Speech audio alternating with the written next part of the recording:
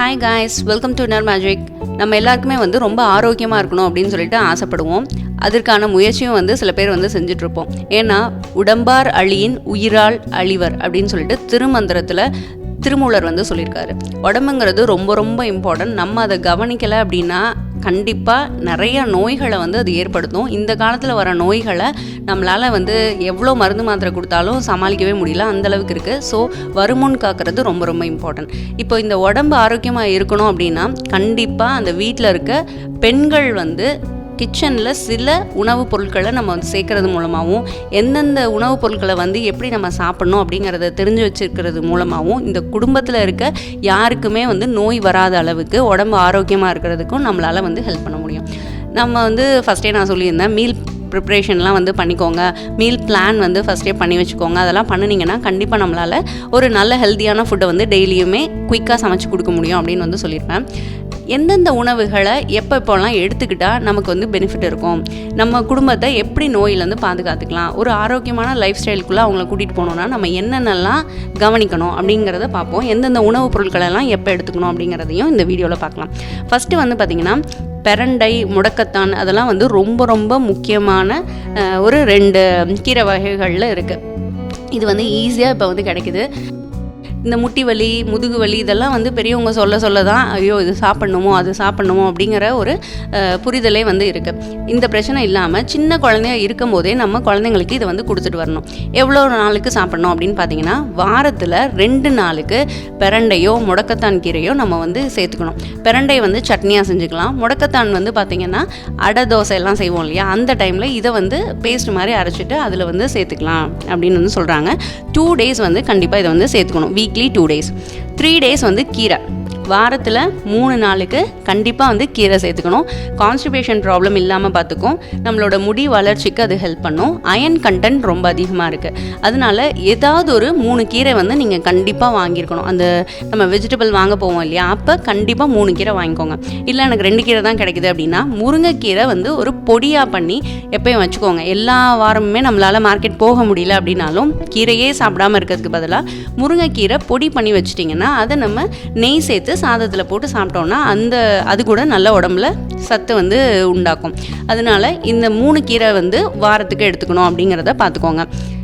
Next வந்து பார்த்திங்கன்னா urine வந்து வெளியேறது ரொம்ப ரொம்ப முக்கியம். இப்போ எல்லாம் ஏசி ரூமில் வந்து ஒர்க் பண்ணிகிட்ருக்காங்க. நம்ம ஒரு வாட்டர் கேன் தண்ணி கொடுத்தோன்னா அதே தண்ணி அப்படியே திரும்பி வருது. அவங்க வந்து குடிக்கிறாங்களா, தண்ணி குடிக்க மாட்டேங்கிறாங்களா அப்படின்னே நமக்கு தெரில. குழந்தைங்களுக்கும் சரிதான், ஹஸ்பண்டும் அப்படி தான் இருக்காங்க. ஸோ இவங்களெல்லாம் வாட்டர் குடிங்கன்னா நம்ம வீட்டில் இருந்தோன்னா நம்ம வந்து சொல்லிகிட்டே இருக்கலாம். இவங்க வெளியில் போயிடுறாங்க இல்லையா, நம்மளால் அவங்கள ஃபோர்ஸ் பண்ணி வாட்டரை வந்து குடிக்க வைக்க முடியாது. உடம்புல இருக்க கழிவுப் பொருட்கள் வெளியேறினா தான் உடம்புக்கு நல்லது, நோய் இல்லாமல் இருக்கும். ஸோ இந்த யூரின் வெளியேற்றுறதுக்கு என்னென்ன உணவுப் பொருள்கள்லாம் இருக்குதுன்னு நம்ம எல்லாருக்குமே தெரியும். என்னென்னா வாழைத்தண்டு, சுரக்காய், பீர்க்கங்காய், பூசணிக்காய், வாழைப்பூ, முள்ளங்கி, பார்லி, வெள்ளரி இதெல்லாம் இருக்குது. இதெல்லாம் நம்ம 3 நாளுக்கு வாரத்தில் நம்ம சேர்த்துக்கணும். அப்படி சேர்த்துக்கிட்டோன்னா கண்டிப்பாக அவங்களுக்கு வந்து யூரின் வந்து அதிக அளவில் வெளியேறும்.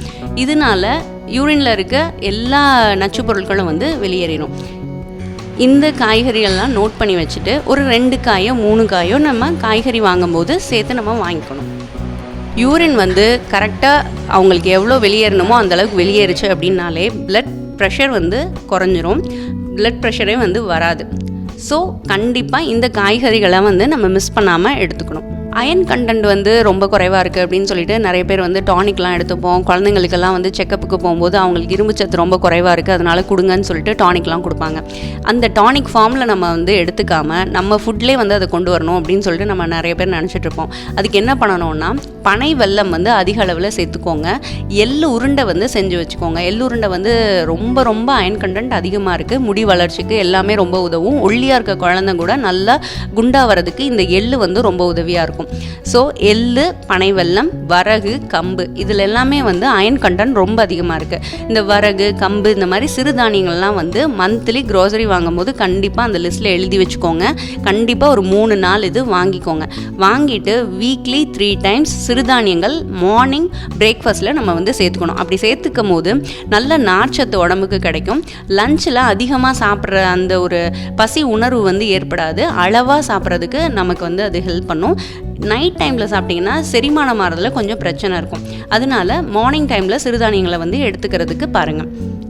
நெக்ஸ்ட் வந்து பார்த்திங்கன்னா பெரிய நெல்லிக்காய் இருக்கு இல்லையா, அது வந்து ரொம்ப ரொம்ப உடம்புக்கும் நல்லது, முடி வளர்ச்சிக்கும் ரொம்ப நல்லது. அதனால வாரத்தில் 3 நாள் இந்த பெரிய நெல்லிக்காய் வந்து நம்ம ஒரு பச்சடியாவோ இல்லை தேன் நெல்லிக்காவாகவோ இல்லை கேண்டி இருக்கு இல்லையா, அந்த சுகரில் போட்டு வச்சுருப்பாங்க, அந்த மாதிரி சாப்பிட்றதுக்கு நீங்கள் ட்ரை பண்ணுங்கள். வாரத்தில் 3 நாள் வந்து கீரை எடுத்துக்கணும் அப்படின்னு சொன்னேன் இல்லையா. இந்த அகத்திக்கீரைன்னு ஒரு கீரை இருக்குல்ல, இந்த கீரை வந்து மாதத்தில் 2 நாட்கள் வந்து எடுத்துக்கணும்னு சொல்கிறாங்க. ரொம்ப அதிக அளவுலையும் இதை வந்து எடுத்துக்க தேவையில்லை. மாதத்துக்கு 2 நாள் வந்து கண்டிப்பாக அகத்திக்கீரை வந்து எடுத்துக்கணும்னு சொல்கிறாங்க. இது என்ன பண்ணணும்னா அக உறுப்புகளெல்லாம் வந்து ரொம்ப நல்லா வச்சுக்கும். அதனால தான் இதோட பேரே வந்து அகத்திக்கீரை அப்படின்னு இருக்குது. நீங்கள் சித்த மருந்து ஏதாவது எடுத்துக்கிறீங்க அப்படின்னா இந்த கீரை வந்து சாப்பிடக்கூடாதுன்னு சொல்லுவாங்க. ஸோ டாக்டரை கன்சல்ட் பண்ணிவிட்டு இந்த கீரை வந்து எடுத்துக்கோங்க. ப்ளஸ் நைட் டைமில் இந்த அகத்திக்கீரை வந்து சாப்பிடக்கூடாது. பொதுவாக கீரை வந்து நைட் டைமில் வந்து சாப்பிட்றத அவாய்ட் பண்ணுங்கள். முக்கியமாக இந்த அகத்திக்கீரை வந்து ராத்திரி நேரத்தில் சாப்பிடக்கூடாது. ஏன்னா அது செரிமானத்தில் ஏதாவது ஒரு பிரச்சனையை வந்து உண்டு பண்ணும். அதுக்கப்புறம் ஏதாவது பூச்சியெல்லாம் கடிச்சிது அப்படின்னா அதோட விஷம் வந்து இறங்காது. நம்ம என்ன மருந்து கொடுத்தாலும் அதோட விஷம் வந்து இறங்காது அப்படின்னு வந்து பெரியவங்க சொல்லுவாங்க. அதனால நைட் டைமில் இந்த கீரை வந்து எடுத்துக்காமல் இருக்க முயற்சி பண்ணுங்கள். துவர்ப்பு சுவை வந்து மருத்துவ குணம் ரொம்ப அதிகமாக இருக்குன்றாங்க. நம்ம வந்து குழந்தைங்களுக்கெல்லாம் பார்த்திங்கன்னா இனிப்பு சுவை தான் ரொம்ப பிடிக்கும். இனிப்பு சுவை வந்து நம்ம அதிகமாக எடுத்துக்க உடம்புல வந்து அது கபத்தை அதிகப்படுத்தி சளியை வந்து உண்டாக்கும். அதனால குழந்தைங்களுக்கு கண்டிப்பாக இனிப்பு சுவை உள்ள பொருட்களை வந்து கொடுக்கற போது கவனமாக கொடுங்க. அதுவும் இந்த குளிர்காலத்துலேயோ மழைக்காலத்துலேயோ வந்து இந்த பால், தயிர், ஸ்வீட்டு, சாக்லேட், ஐஸ்கிரீம் இந்த மாதிரி பொருட்கள்லாம் குழந்தைங்களுக்கு கொடுக்காமல் இருக்குது ரொம்ப ரொம்ப நல்ல விஷயம். ஃப்ரூட்ஸ்லையும் பார்த்திங்கன்னா இந்த மழை குளிர்காலத்துலலாம் வந்து லெமன், கமலா ஆரஞ்சு, கிரேப்ஸ் இதெல்லாம் வந்து கொடுக்காமல் இருக்க ட்ரை பண்ணுங்கள். இந்த துவர்ப்பு சுவை வந்து பார்த்திங்கன்னா மருத்துவ குணம் அதிகமாக இருக்குது அப்படின்னு சொன்னேன் இல்லையா. இது எந்தெந்த உணவுலலாம் இருக்குது அப்படின்னு வந்து பார்த்திங்கன்னா நமக்கு தெரிஞ்சது வாழைப்பூ. நானும் வந்து வாழைப்பூவில் மட்டும்தான் இருக்குது அப்படின்னு சொல்லிட்டு நினச்சிட்டு இருந்தேன். அதுக்கப்புறம் நான் சர்ச் பண்ணி பார்க்கும்போது தான் தெரிஞ்சது வாழைத்தண்டு, பெரிய நெல்லிக்காய், நாவல் பழம், அத்திப்பழம், இழந்த பழம், மங்குஸ்தான் பழம் இதில் எல்லாத்துலேயுமே வந்து துவர்ப்பு சுவை ரொம்ப அதிகமாக இருக்குதுன்னு சொல்கிறாங்க. நம்ம துவர்ப்பு சுவையுள்ள பொருட்கள்லாம் வந்து உணவுப் பொருட்களை எடுத்துக்கும் போது நமக்கு இந்த மாதவிடாய் டைம்லலாம் வந்து ரொம்ப உதிரப்போக்கு இருக்கும் இல்லையா, அதெல்லாம் வந்து கண்ட்ரோல் பண்ணோம் அப்படின்னு சொல்கிறாங்க. நோய் எதிர்ப்பாற்றலையும் வந்து அதிகப்படுத்தி தரும் அப்படின்னு சொல்கிறாங்க. நம்ம மேக்ஸிமம் இந்த துவர்ப்பு சுவை உள்ள உணவுகளை ரொம்ப ரேராக தான் எடுத்துக்கிறோம். அறுசுவையோடு தான் நம்ம சாப்பிடணும்னு சொல்லுவோம். ஆனால் இந்த துவர்ப்பு சுவைக்கு நம்ம அதிகமாக முக்கியத்துவம் தரதில்லை. நம்மளாம் யோசிச்சு பார்த்திங்கன்னா தெரியும், உப்பு சேர்த்துப்போம், காரம் சேர்த்துப்போம், இனிப்பு சேர்த்துப்போம், எல்லாமே சேர்த்துப்போம். ஆனால் இந்த துவர்ப்பு சுவை அதிக அளவில் நம்ம வந்து சேர்த்துக்கிறதில்ல. ஸோ இதை கொஞ்சம் கவனம் வச்சுட்டு நீங்கள் வெஜிடபிள் வாங்கும்போது இந்த சுவைக்கும் இம்பார்ட்டன்ஸ் கொடுத்துட்டு அதுக்கேற்ற மாதிரி ஃபுட் ஐட்டம்ஸ் வந்து பை பண்ணணும். மோஷன் வந்து ஃப்ரீயாக போகல அப்படின்னு சொல்லிட்டு நிறைய பேர் வந்து இந்த இஷ்யூஸ் வந்து இருக்கும். மேக்ஸிமம் பார்த்திங்கன்னா குழந்தைங்களுக்கு, பெரியவங்களுக்கு இந்த ப்ராப்ளம் இருக்கும். அவங்கெல்லாம் என்ன பண்ணலான்னா வாழைப்பழத்தை வந்து டின்னர் சாப்பிட்டு முடிச்சதுக்கப்புறமா வாழைப்பழத்தை வந்து சாப்பிட்றதுனால அது வந்து டைஜஷனை வந்து நல்லா பூஸ்ட் பண்ணி மார்னிங் வந்து ஃப்ரீயாக மோஷன் போகிறதுக்கு ஹெல்ப் பண்ணும் அப்படின்னு சொல்கிறாங்க. ரொம்ப சிம்பிளான ஒரு விஷயம். அதனால் கண்டிப்பாக குழந்தைங்க, பெரியவங்க எல்லாருக்குமே நைட்டு டின்னர் முடித்தோடனே வாழைப்பழம் வந்து கொடுக்கறது ரொம்ப நல்லது.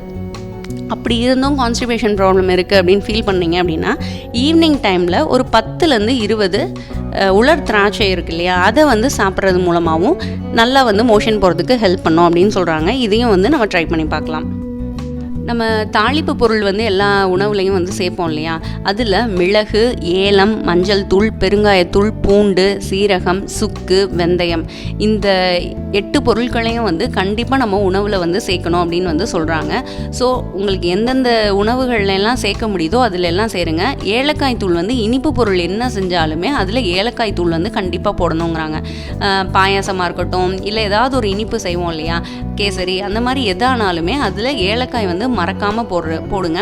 மிளகும் வந்து பார்த்திங்கன்னா இந்த கூட்டு, நீர் காய்கறிகள்லாம் நம்ம சமைப்போம் இல்லையா, வெள்ளரிக்காய், வெள்ளை பூசணி, சுரைக்காய், தர்பூசணி, பாசிப்பருப்பு போட்டு ஏதாவது பொங்கல் இந்த மாதிரிலாம் நம்ம செய்வோம்ல, அதில் எல்லாமே மிளகு வந்து சேர்க்கும் போது அந்த நீர் கோத்துக்கிட்டு தலைவலிக்கும், அந்த மாதிரியெல்லாம் பிரச்சனை இருக்கும் இல்லையா, அந்த பிரச்சனைகள்ல வந்து சமாளிச்சுக்கலாம்.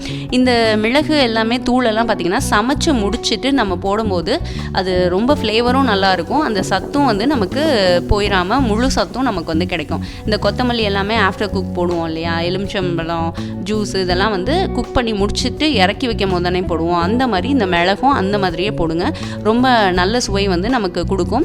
ப்ளஸ் முழு சத்தையும் வந்து நம்ம எடுத்துக்க முடியும்.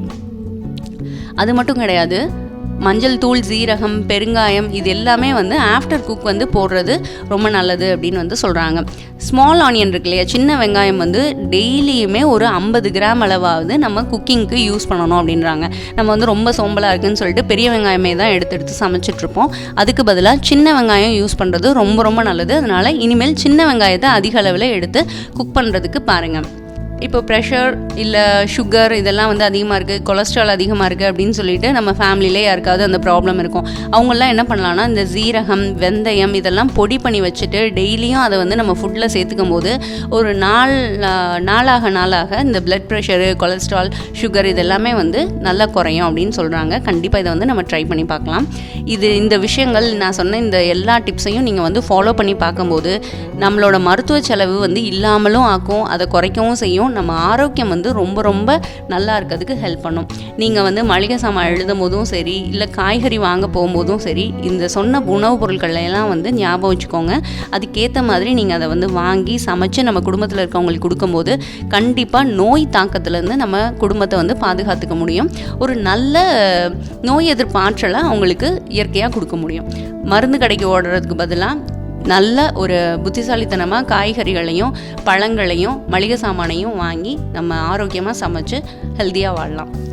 இந்த வீடியோ உங்களுக்கு பிடிச்சிருக்கும்னு நினைக்கிறேன். வேற ஒரு நல்ல வீடியோவில் மீட் பண்ணுறேன். இந்த வீடியோ பிடிச்சிருந்தா கண்டிப்பாக உங்கள் ஃப்ரெண்ட்ஸோட ஷேர் பண்ணுங்கள். Thank you, by.